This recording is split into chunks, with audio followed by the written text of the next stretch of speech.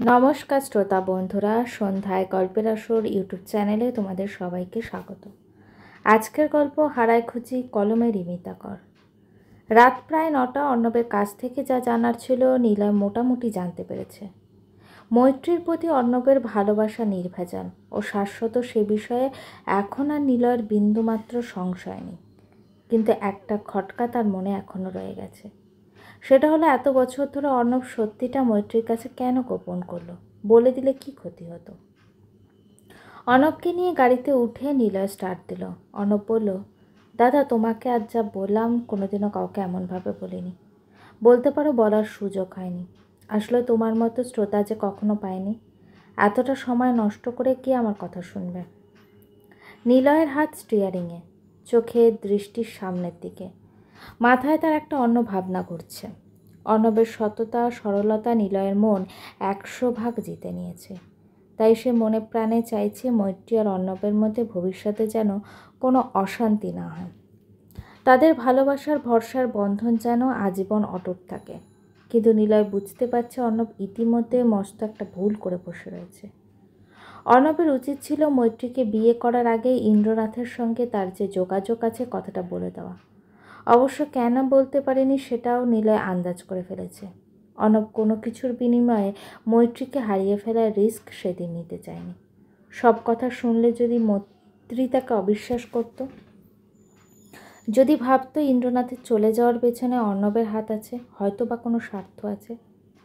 যাই হোক, যা হয়ে গেছে তা হয়ে গেছে, কিন্তু এখন অর্ণবের উচিত মৈত্রীকে সব সত্যি কথা বলে দেওয়া। মৈত্রী হয়তো কষ্ট পাবে, কিন্তু এত বছর অর্ণবকে দেখার পর সে কোনোভাবেই ভুল বুঝতে পারবে না। অর্ণব নিলয় নীরবতা লক্ষ্য করে বলল, দাদা, এত চুপ কেন? কি ভাবছো? আমার বলা কথাগুলো কি সত্যি মনে হয়নি? সামনের সিগন্যালে কিন্তু আমাকে নামিয়ে দিও, বাস পেয়ে যাব। নিলয়ের কি যেন ভেবে চলেছে, গম্ভীর গলায় বলল, অর্ণব, তোমার সাথে আমার এখনও কিছু দরকারি কথা আছে, কখন বলবো ভাবছি। অর্ণব একটু যেন থতমত খেয়ে গেল। অবাক হয়ে বলল, কি কথা দাদা? সময় কম, তাই খুব সংক্ষেপে বলছি। তোমাকে যত তাড়াতাড়ি সম্ভব মৈত্রীকে সব সত্যি বলে দিতে হবে। কোনোভাবে কারোর মুখ থেকে সত্যিটা মৈত্রী জানলেও ওকে তুমি সামলাতে পারবে না। কিভাবে বলবো? যদি ভুল বোঝে, যদি ভাবে আমি ইচ্ছে করে বলিনি। আমাকে বলো, তুমি কেন ওকে বলতে পারোনি? তোমার তো উচিত ছিল বিয়ের আগে সত্যি কথাটা বলে দেওয়া। অর্ণব মাথা নিচু করে নেয়। তার নামার সময় হয়ে এসেছে, সিগন্যালটা দেখা যাচ্ছে। নিলয় বাদিক ঘেঁষে গাড়ি থামায়। গাড়ি থেকে নেমে অর্ণব হাত নাড়ল। মুখটা জানলার কাছে নিয়ে এসে বলল, দাদা, তোমার কথাটা মনে রাখবো। মৈত্রীকে জানানোর চেষ্টা করব, তোমাকে কাল সন্ধ্যায় ফোন করব। সামনে রবিবার সন্ধ্যায় 3জনে আমাদের বাড়িতে চলে এসো কিন্তু। মৈত্রীর সাথে কথা হয়ে গেছে, নিশ্চয়ই যাব। অর্ণব বাস স্ট্যান্ডে দাঁড়িয়ে থাকলো। নিলয় গাড়ির গতি বাড়িয়ে এগিয়ে গেল। এতক্ষণে অর্ণব পকেট থেকে ফোনটা বের করলো। নিলয়ের কথা মতো সে এতক্ষণ ফোনটা সাইলেন্ট করে রেখেছিল। দেখলো মৈত্রীর 5টা মিসড কল। ঘড়িতে তখন 9:30। অর্ণব তড়িঘড়ি মৈত্রীকে ফোন করে জানিয়ে দিল সে আসছে, সাইলেন্ট ছিল তাই ফোনটা ধরতে পারিনি। এদিকে রাধিকারা চলে যাওয়ার পর মেঘা মায়ের গায়ে গায়ে ঘুরছে। মেঘার আজ মেজাজ খুবই ভালো। তার মায়ের যে এমন একজন স্মার্ট শিক্ষিতা বন্ধু আছে সে বিশ্বাসই করতে পারছে না। তবে মৈত্রী মনে মনে মেঘার প্রতি অসন্তুষ্ট হয়েছে। রাধিকাদের সামনে মেঘার নিজের বাবার প্রসঙ্গে কথা বলা উচিত হয়নি। রাধিকারা হয়তো কিছু ভাবেনি, কিন্তু অর্ণব কষ্ট পেয়েছে। সে মেঘাকে অন্য কারো মেয়ে বলে যে ভাবতে চায় না।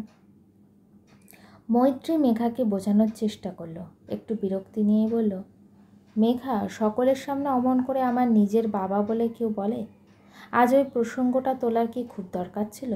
বুঝিস না কেন এতে বাবা মনে মনে দুঃখ পায়?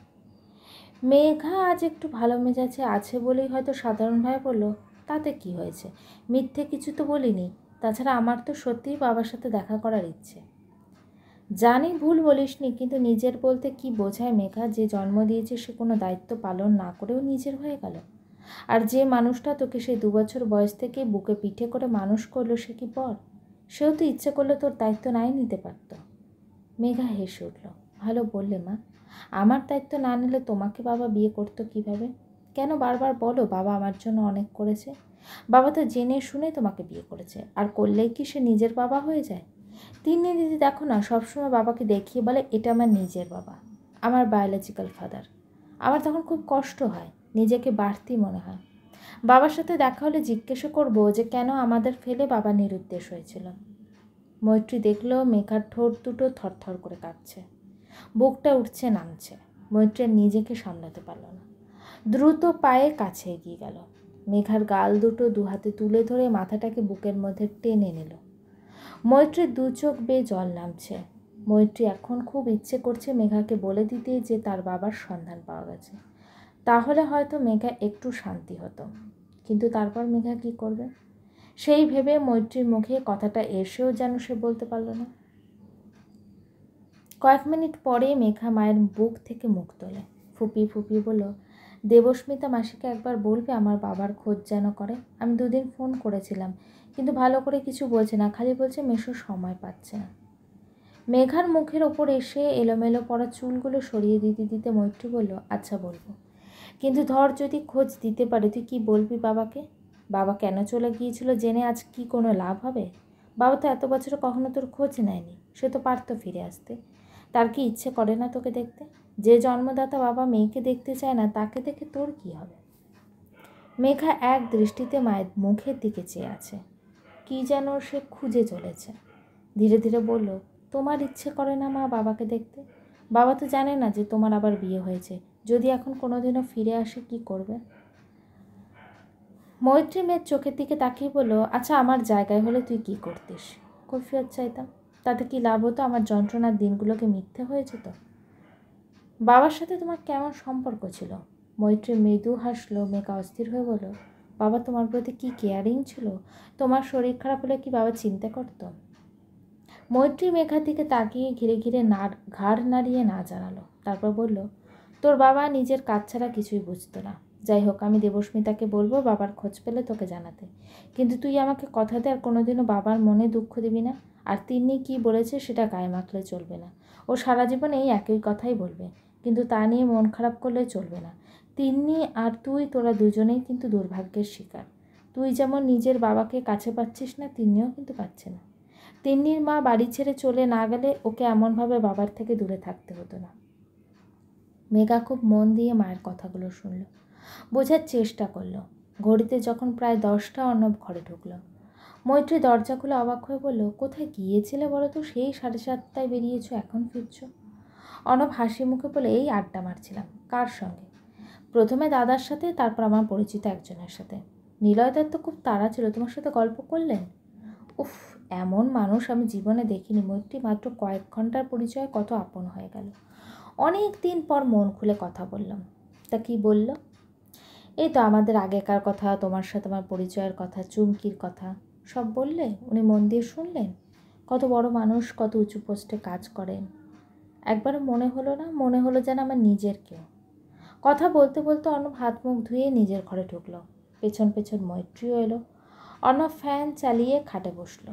মৈত্রী পাশে বসে বলল, আজকের সন্ধ্যাটা দারুণ কাটলো বলো। সে আর বলতে, এমন দাদা পেলাম। জানো, দাদা জিজ্ঞাসা করছিল তোমাকে আমি বিয়ে করলাম কেন। যতই হোক তুমি তো আমার ছোট ভাইয়ের স্ত্রী ছিলে। মৈত্রী মাথা নামিয়ে নেয়। কিছুক্ষণ পর বললো, তুমি কি বললে? আমি বললাম ভালোবেসে। এ কথা বললে? হ্যাঁ, যা সত্যি তাই বললাম। কিন্তু মৈত্রী, আজ আমার মনে হঠাৎ একটা প্রশ্ন এলো। কি? আমি না হয় তোমাকে ভালোবেসেছিলাম, কিন্তু তুমি কি সত্যি আমাকে ভালোবেসেছিলে, নাকি তোমার সব পথ বন্ধ হয়ে গিয়েছিল বলে তুমি আমাকে বেছে নিয়েছিলে? মৈত্রী কথাটা শুনে হাঁ করে অর্ণবের মুখের দিকে তাকিয়েছে। তারপর নিজের কপাল চাপড়ে বলল, হায় রে পোড়া কপাল আমার। 16 বছর পর তুমি আমাকে এই প্রশ্ন করলে? তুমি বুঝতে পারো না আমি তোমাকে ভালোবাসি কি না? কথা ঘোরাবে না মৈত্রী। সত্যি করে বলো, সেদিন কেন প্রায় এক কথায় আমাকে বিয়ে করতে রাজি হয়েছিল? সত্যি বলবে? ধুস, রাত হয়ে গেছে, খাবো চলো। কবেকার কথা নিয়ে এখন বললে? মেঘার সাথে আমার অনেক কথা হয়েছে, সেসব রাতে বলবো, আলোচনা আছে। মৈত্রী উঠতে যাবে। অর্ণব হাত টেনে ধরে এক হাঁচকায় মৈত্রীকে কাছে টানলো। মুখটা কাছে নিয়ে এসে বলল, তোমার কাছে বলতেই হবে, তুমি কি আমাকে সত্যিই সেদিন ভালোবাসতে?